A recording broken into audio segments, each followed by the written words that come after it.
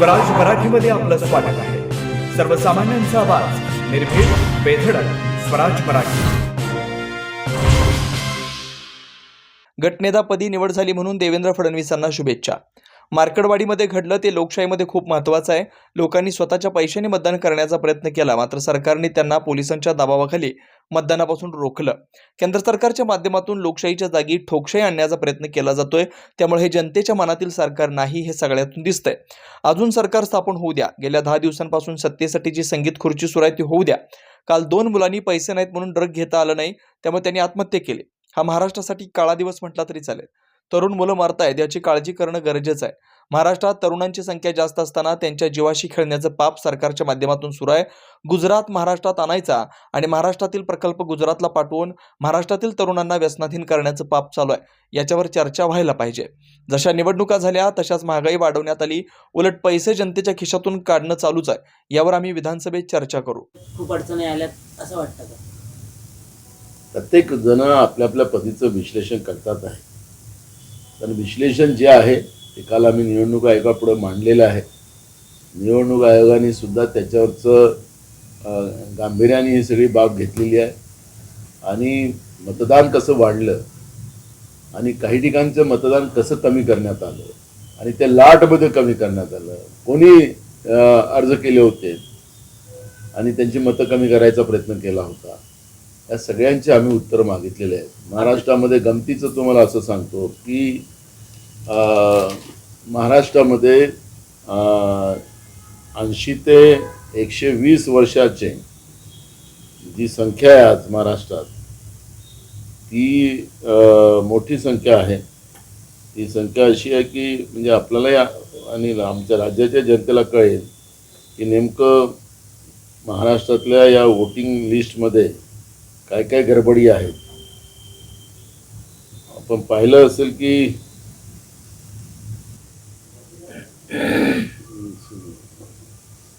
महाराष्ट्रामध्ये जवळपास 47,000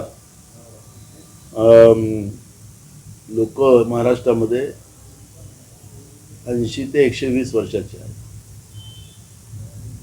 आणि ती संख्या जे आपण इकडे पाहिलं तर 100 ते 120 ची संख्या जी आहे ती पण जवळपास 2000च्या जवळ आहे. आता महाराष्ट्रामध्ये सगळ्यात जास्त समजा या पद्धतीची संख्या असेल तर वोटर लिस्ट आता ते कुठं कुठं आहेत ते पण आम्ही मागितलेले नावं, की हे नावं कुठले आहेत नेमके. कारण आमच्याजवळ आहे पण निवडणूक आयोगाचेच आकडे आमच्याकडे आले तर मग अजून पुन्हा त्याच्यावरचं होईल. आणि मतदानामध्ये जे याद्यांमध्ये जो घोळ आहे, कारण की पारदर्शकता हा त्याच्यातला महत्त्वाचा इश्यू आहे. निवडणूक आयोग वारंवार मान्य सुप्रीम कोर्टातही सांगतं की आम्ही पारदर्शकतेसाठी आम्हाला EVM पाहिजे. मग पारदर्शकतेसाठी EVM पाहिजे असेल तर मग तुम्हाला मतदान झाल्यानंतर रात्री 11:30 कशासाठी वाजले? मग त्याच्यातही तुम्ही थांबले नाहीत तर मग 3 वाजता पुन्हा दुसऱ्या दिवशी पुन्हा आपण 10 लाख मतदानाचा आकडा जाहीर केला. तर एवढं सुपरफास्ट या व्यवस्था ऑनलाईनवाल्या असताना तुम्हाला एवढा वेळ का लागतो आहे?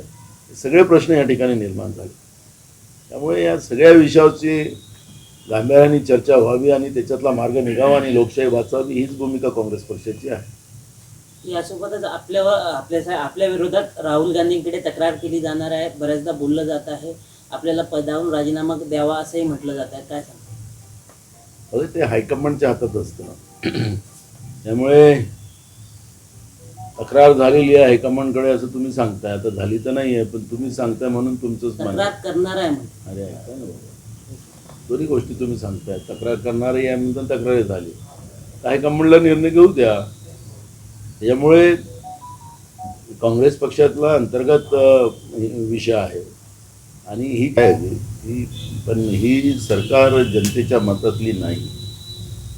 मार्कंडवाडीतल्या ज्या पद्धतीनं लोकांच्या भावना व्यक्त केल्या आणि काल त्यांनी स्वतःच्या पैशांनीच बूथ लावून मतदान करण्याचा त्यांनी जो प्रयत्न केला आणि आम्ही दिलेली मतं ही ज्या उमेदवाराला दिली त्या उमेदवाराला गेली नाहीत आणि हे दुसऱ्या उमेदवाराला गेलेली आहे अशा पद्धतीचा आक्षेप त्यांचा आहे.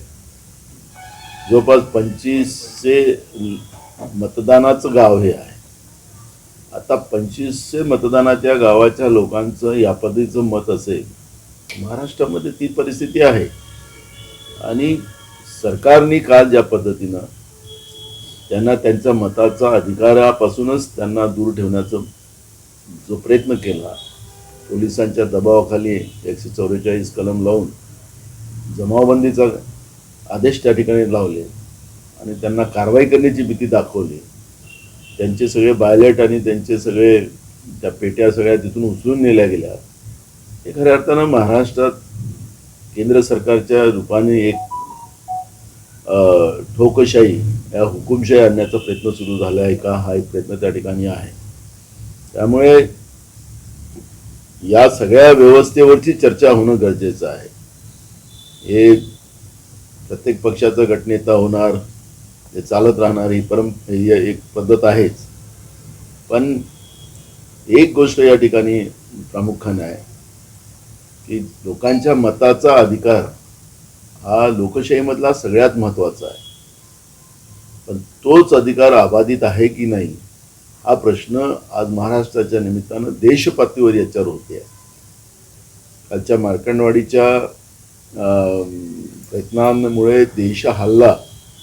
अनेक नॅशनल चॅनलनी याच्यावर डिबेट आणले, याच्यावरही चर्चा झाली. आणि जे पोलिसांच्याच माध्यमातून त्यांचं मत म्हणजे त्यांचं बूथ कॅप्चरिंगचं जे काम काल पोलिसांच्या माध्यमातून सरकारने करवलं, हे खऱ्या अर्थानं घृणास्पद आहे. त्यामुळे हे लोकांच्या मनातलं सरकार नाही असं म्हटलं तर वावगं ठरणार नाही. भाताची परीक्षा एका सीतावरून केली जाते, तशीच परिस्थिती आज महाराष्ट्रामध्ये आहे. नाना, सुधीर भाऊनी इंडियन एक्सप्रेसच्या मुलाखतीत सांगितलं आहे की लाडक्या बहीण योजनेचे